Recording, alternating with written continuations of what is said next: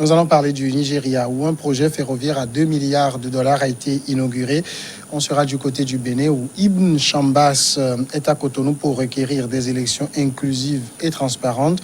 Du côté du Tchad, la présidentielle également se prépare. 15 partis d'opposition désignent un candidat unique. Et puis le Togo, on va parler donc de l'indice sur la démocratie, qui est en recul selon The Economist. Voilà pour le menu de ce soir. Et sur le plateau avec moi, il y a Firmin Teko Agbo. Il est chroniqueur politique. Bonsoir Firmin. Bonsoir Samuel Niaoui, merci de m'avoir invité. Et face à vous, Adam Adjronou de Vision d'Afrique. Bonsoir Adam. Bonsoir Samuel, bonsoir Firmin, bonsoir à tous celles et à tous ceux qui nous suivent de par le monde. Voilà, nous partons au Nigeria pour commencer. Le président du Nigeria, Muhammadu Buhari, a inauguré hier mardi un projet ferroviaire de 1,96 milliard de dollars. Ça fait au total 1,6 million d'euros. Le projet relie le Nigeria au Niger voisin qui cherche à doper son économie. Le gouvernement qui a récemment lancé une série de projets d'infrastructures d'envergure estime que cette voie ferroviaire de 284 km approuvée en septembre 2020 est cruciale pour relier le pays au reste de l'Afrique de l'Ouest. Firmin Teko, des projets d'envergure comme ça qui relient deux ou plusieurs pays sont quand même importants dans un contexte où on cherche à développer les activités économiques. Oui, bien évidemment, le Nigeria, vous le savez, c'est un grand pays. Et c'est un grand pays avec une forte population. Tout récemment, vous avez appris toutes les manifestations que le pays a connues et la population qui vit une certaine pauvreté, l'électricité, même bien que le pays produise même de l'électricité est en panne en partie, en grande partie dans le pays, avec tout ce qu'on peut reprocher à ce pays-là, dont les autorités se disent qu'il faut encore redoubler d'efforts pour chercher des moyens pour pouvoir doper l'économie, peut-être lutter contre le chômage efficacement, faire venir peut-être les investisseurs, trouver d'autres mécanismes pour diversifier les activités et faire rentrer de l'argent dans le pays. Quand on parle de ce projet-là qui relie le Nigeria au Niger, vous imaginez un peu ce que c'est. Donc ça veut dire simplement que du Niger, de l'argent partira et rentrera au Nigeria. C'est quelque chose de louable et donc les activités vont être beaucoup plus intenses à ce niveau-là, dont les caisses de l'État vont être renflouées, d'autres activités vont être créées, la main-d'œuvre, on en aura tellement besoin. Ceux-là peut-être qui ont à manifester peut-être auront à faire, mais si on cherche de l'argent pour injecter ou investir dans l'électricité, peut-être on prendra une partie qu'on aura là-bas en termes de finances pour peut-être relancer d'autres projets. Ces projets comme ça, on en a besoin, sauf que l'Afrique s'est levée très tard. Les projets ferroviaires, des gens parlent de TGV aux États-Unis, en France. Ça ne date pas de maintenant. C'est maintenant que l'Afrique se réveille. Moi, je souhaiterais que ce pays qui est un grand d'Afrique, un des grands d'Afrique, un grand de l'Afrique de l'Ouest, se réveille davantage et conçoive d'autres projets beaucoup plus ambitieux. Et ce sera juste toujours à l'avantage des populations qu'ils servent. Adam Adjronou. Oui, vous savez, lorsqu'on prend les subdivisions régionales au niveau de l'Afrique, on constate réellement qu'il y a dans des fils conducteurs. Le Nigeria, en ce qui concerne l'Afrique de l'Ouest, est ce fil conducteur-là. Mais force est de faire remarquer que depuis un moment, le Nigeria ne s'est pas fait illustrer dans des projets assez compétitifs. Il a été la plupart du temps aussi cité par ses approches un peu en recul, en réalité, sur tous les projets innovants que l'Afrique a connus. Vous en souvenez qu'au niveau de la ZLECAf, le Nigeria a beaucoup brillé par, disons, le retard de son entrée, le retard de sa signature également, ce qui a fait un moment dire à un certain nombre de gens que le Nigeria fera donc patiner un peu le projet, dans la mesure où lorsqu'on inaugure ou carrément ces gens de projets au niveau continental, il va de soi que ces grandes puissances-là qui regentent un peu les sous-régions puissent avoir leur mot à dire. Donc sur cet aspect-là, et surtout avec la fermeture des frontières que nous avions constatée ces derniers temps où le Nigeria n'a pas favorisé réellement donc, les pays frontaliers du Nigeria à pouvoir donc développer les commerces intra-États, etc.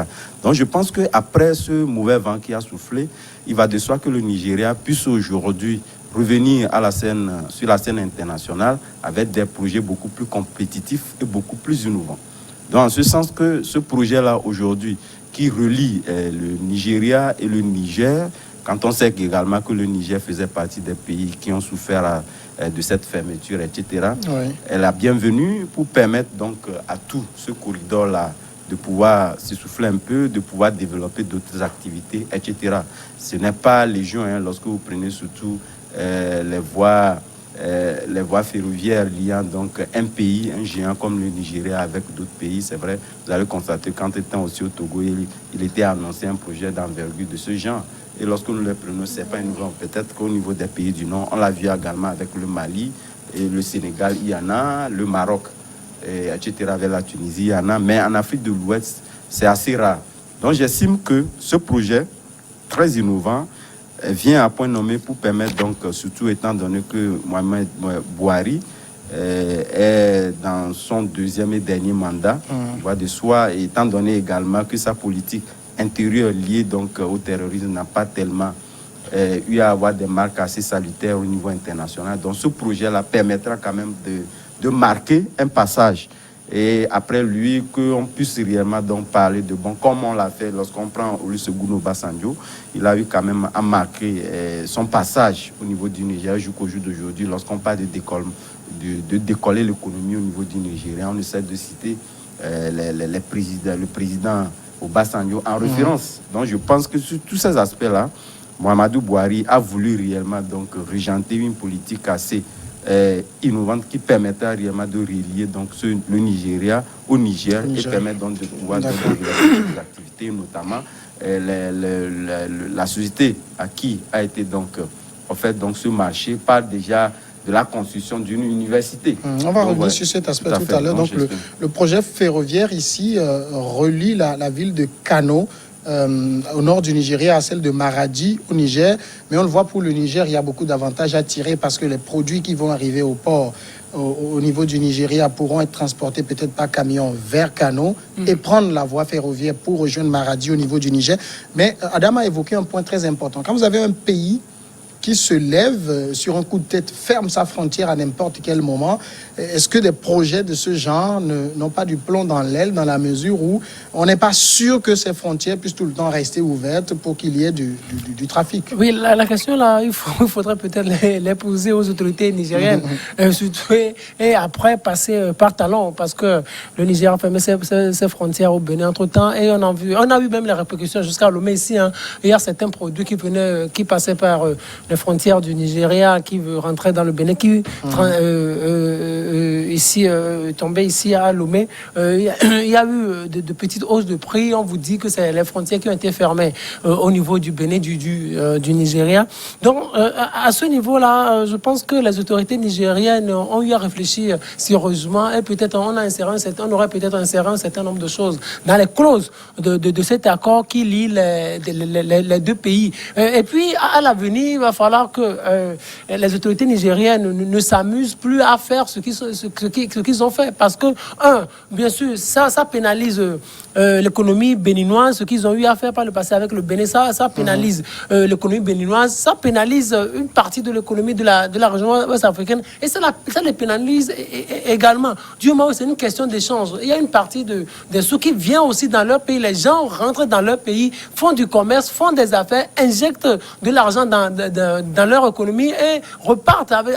Donc ça aurait fondamentalement peut-être impacté leur importation, leur exportation. Donc ils doivent en tenir compte. Et avec ce nouveau projet très ambitieux, il va falloir qu'ils réfléchissent par deux fois pour qu'à l'avenir, les Nigériens ne subissent pas. Et aussi, pas seulement les Nigériens. Vous imaginez, le Niger a assez de frontières. Quand on voit le Niger, on voit peut-être la Libye, on voit l'Algérie, on voit d'autres pays là qui font peut-être du commerce avec le Niger, qui font des affaires avec le Niger. Vous imaginez, aujourd'hui, on accepte, parce que des gens vont dire, peut-être d'autres pays proches, voisins du Niger, vont se dire, ah, bien sûr, le Niger a d'autres avantages aujourd'hui. Avec ça, on peut encore investir, on peut transiter par ce projet ferroviaire-là. Les gens vont venir et du jour au lendemain, sur un coup de tête, les responsables nigériens vont se dire, ah, peut-être l'autorité, les autorités nigériennes nous ont fait subir ci, ça, sur le plan politique. On leur ferme la frontière. Vous imaginez un peu le désordre que ça va créer dans la région ouest africaine. Encore que le Niger est un grand pays, un immense, vaste pays. Donc, sur ce point-là, il va falloir que politiquement, on y réfléchisse. Vous savez, c'est toujours le propre des Africains. On réfléchit la plupart des cas sur un coup de tête, sur l'émotion, parce que c'est celui-là qui m'a énervé, parce que c'est pas mon voisin, là, je me sens pas trop bien en dehors de sainteté avec lui, et je peux me permettre de faire un certain nombre de choses. Ce que vous ne verrez pas ailleurs, dans les pays occidentaux. Un pays ne peut pas se lever aujourd'hui, et la France va se dire aujourd'hui, bien sûr, il y a une certaine libre circulation des personnes et des biens dans la zone Union européenne, et la France va se dire, peut-être la Belgique m'embête, on ferme la frontière à la Belgique. Vous imaginez un peu ce que ça peut engendrer. Il faut qu'on arrive à dépasser ça. Il faut qu'on arrive à dépassionner nos débats. Il faut qu'on arrive à savoir que nous voudrions construire quelque chose. Nous voudrions construire quelque chose. Ce n'est pas aujourd'hui, ce projet-là va tomber. Le projet pourrait tomber, aurait pu tomber des années, plutôt des décennies, plus tôt. Si ça tombe aujourd'hui, il va falloir qu'on mette des débouchés doubles pour que ce projet-là puisse véritablement porter des fruits et puisse profiter au peuple et nigérien et nigérien. Alors donc, bon projet, mais il va falloir dans le fond que au niveau de la CEDEAO, par exemple, où on a un principe de libre circulation des biens et des personnes, qu'on puisse savoir comment on fait pour que n'importe quel pays ne se lève pas demain pour dire, bon, moi je fais ma frontière, malgré qu'on soit reliés l'un à l'autre, peut-être par une boucle ferroviaire, mais moi je fais ma frontière. Oui, c'est vrai, une libre circulation des biens des personnes qui n'a pas tellement fonctionné ces derniers temps, vous l'avez évoqué en évoquant le cas du Nigeria, etc. Mais je pense qu'on ne peut pas évoquer cette question-là sans parler des facteurs ayant conduit le Nigeria à pouvoir donc fermer ses frontières. Parce qu'à un moment donné, bon, le président a eu quand même à constater qu'il fallait donc repositionner l'économie nigérienne, etc. Mais à un moment donné également, on a constaté qu'il y avait un flux assez important disons de volatilité en ce qui concerne donc un certain nombre de produits qui ne maîtrisaient plus. Mais ceci n'est pas une question fondamentalement liée forcément donc aux choix politiques qui ont été faits par le passé. Mais il faudrait réellement aussi parler de la structuration de nos organisations. Vraiment qu'on ne passe pas outre, disons, ce leadership trop donné donc au Nigeria qui a permis, malgré l'appel lancé par tous les présidents de la République des 16 pays ou des 15 pays de la CEDEAO, sans que le Nigeria ne puisse entendre raison. Donc, c'est ça aussi qui est suffisamment grave, parce qu'on peut décider de fermer et on n'écoute personne.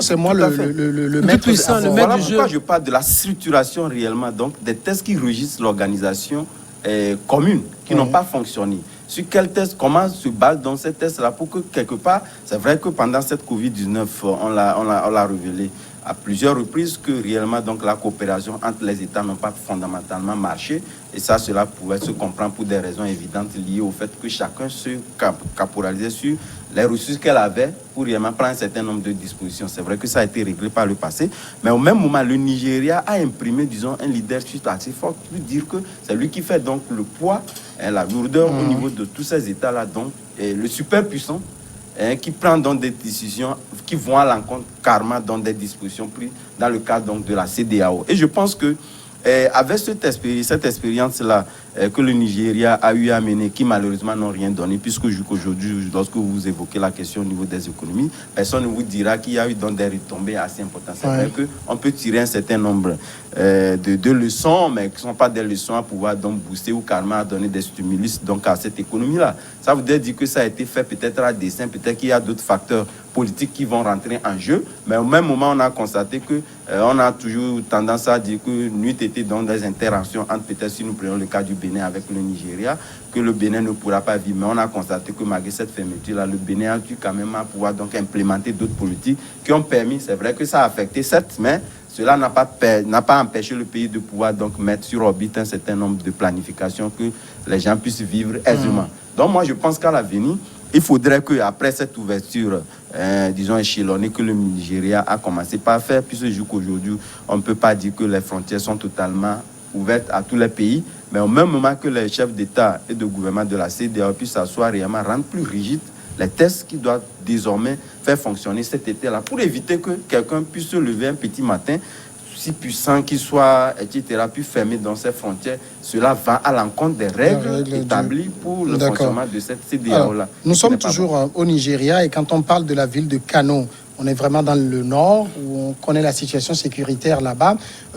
Un pays qui n'a pas encore réussi à régler ce problème. C'est vrai que le chef de l'État togolais dit que aucun pays pris isolément, qu'il soit puissant ou non, ne peut régler la question du terrorisme seul, mais qui n'a pas encore réussi à pacifier son nord, j'allais dire le nord du Nigeria, et qui va construire un projet ferroviaire qui relie un autre pays. Est-ce qu'il n'y a pas de danger? Est-ce qu'il n'y a pas de crainte à nourrir aujourd'hui? Oui, la crainte, elle serait vraiment légitime. Mais bien avant de répondre à cette question, on a toujours eu à reprocher un certain nombre de choses aux autorités nigérianes. Et parce que du jour, entre temps, il y a eu des jeunes filles qui ont été enlevées, après des jeunes garçons, des attaques par-ci, d'autres attaques terroristes par-là. Et on a toujours reproché une certaine fragilité ou une certaine faiblesse au niveau de la sécurité nigériane. Ça veut dire jusqu'à présent, le problème n'est pas encore réglé sur le plan sécuritaire. Maintenant, ici, on veut parler encore d'un projet ambitieux qui fera venir des gens ou des ressources humaines encore importantes.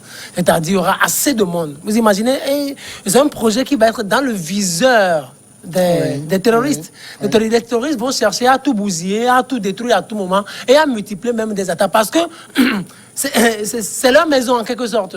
C'est leur maison, c'est là où ils vivent, c'est là où ils ont créé le Boko Haram, c'est leur État, c'est là où je ne dis pas qu'on a travaillé la psychologie, qu'on a déformé le mental, la psychologie des gens, parce que la plupart de ceux-là qui sont là aujourd'hui, Mohamed Youssouf qui avait eu à créer Boko Haram, c'était là. Il avait pris une partie de cette population, les a sensibilisés à oublier, les a sensibilisés, les a amenés à haïr le frère du Sud, à haïr les autorités, à dire que tout ce que les autorités font au Sud, c'est pour nuire à leur survie, à leur vie, de ne pas de se départir de l'école des Blancs, de ne pas regarder la télévision, de ne pas faire ci, de ne pas faire ça. Et en contrepartie, il avait créé de petites unités, de petites entreprises, et avait trouvé du boulot à des jeunes filles qui se prostituaient, et avait trouvé du boulot à ceux-là qui avaient été forcés à abandonner leurs études. Donc tout cela, ce monde-là, c'est comme ça. Ce monde-là n'est pas comme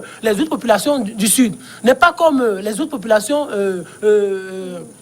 du centre. Donc, les autorités nigérianes doivent se dire qu'on a beaucoup à faire à ce niveau. Tout d'abord, au niveau de la sensibilisation. Il faut ce projet là-bas réussir si et seulement si on arrive à sensibiliser la population du Nord. À leur dire que ce projet-là, c'est pour vous.